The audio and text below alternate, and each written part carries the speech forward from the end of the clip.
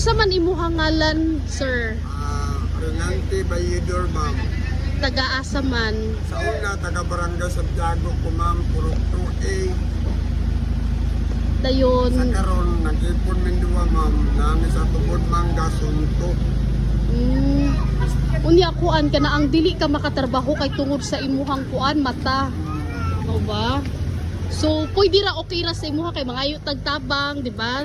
Kay daghan gyud kaayo ang mutabang sa imuha labi na kay kuan naama kay Pagay ko, ma'am, nga. Ang usa gid akong problema ako pangandoy gud, ma'am, nga makakita jud ko, ma'am. oh, tawon po Kaag di. niya ang ako ang Katarak. So dugay na ka nag-antos sa nang imong katarak. Mga 2 years. 2 years. Mga 3 years na, ma'am.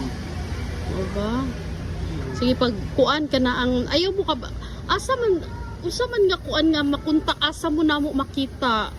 Kay just like for example, ako mga kauban mo anha mo bisita sa inyo ha. Pero kami, ma'am, kaabang rami po nigod mo, ma'am.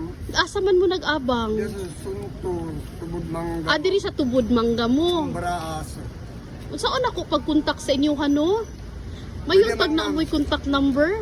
Naman man ka ang problema po kay ma'am, gawa lagi ni tarong nga cellphone lagi, ma'am.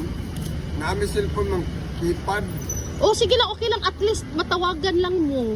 na pagkita ka ito, wala lang. Wala mo yung SIM card? Kuan man ko na cellphone, ang problema kay simre kulang. Nga dili man ko kapon sa simang kay kwenta na mong good, ma'am. Pero naamoy cellphone. No, nadala. Karon palitan tong SIM kay para makontak mo na mo.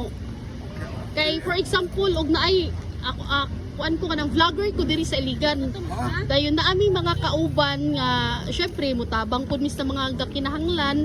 So wala ta kabalo nga ang ako mga kauban pod kami magtinabangay para pakuan sa inyo ha. Oh. Di magkaulo. Dili mas maayo hinuon nga nagkita ta na amo para matabangan kay ikaw. Dili man ingon nga kuan kay na may diferensya yung mata, di man gid ka makatrabaho, di ba? Kana kay magtabok ko, ma'am, nga maglisod yung pagtabok mo patabang ang daong ko sila malabinak na ako ras adres sa syudad, ma'am. Sige, ana na lang kuya. Tagaan palitan ka na mo og SIM card para makontak ka na mo. Okay ra, ma'am. Palit. Papalit na lang. Sige.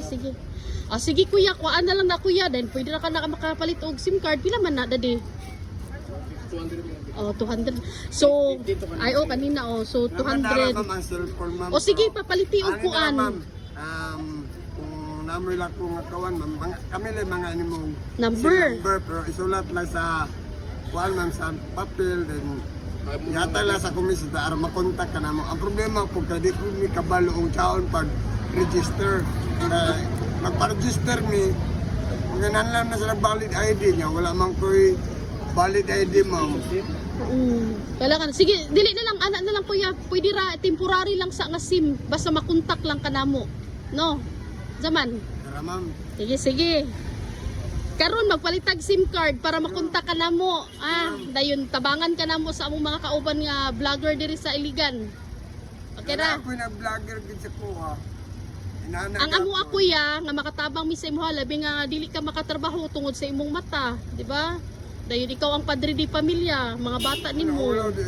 Dili ayaw ka ulaw, normal ra gyud na, dili mo maulaw. Kaya mo ko nga insulto ra kasi kuha. Dili ayaw pag ina nag-insulto kay kana ang naama di man nato na makuan kay imong mata kuan man di makakakita.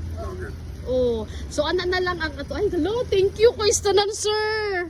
Thank you kay Stanan. Oo, thank you kayo kay naay nagkuan, nagtabang sila. So ana na lang kuan na lang kanamo og kuan SIM card para makontak ka namo. Sige. Salamat kay Stanan kay kuan. Ana na lang karon.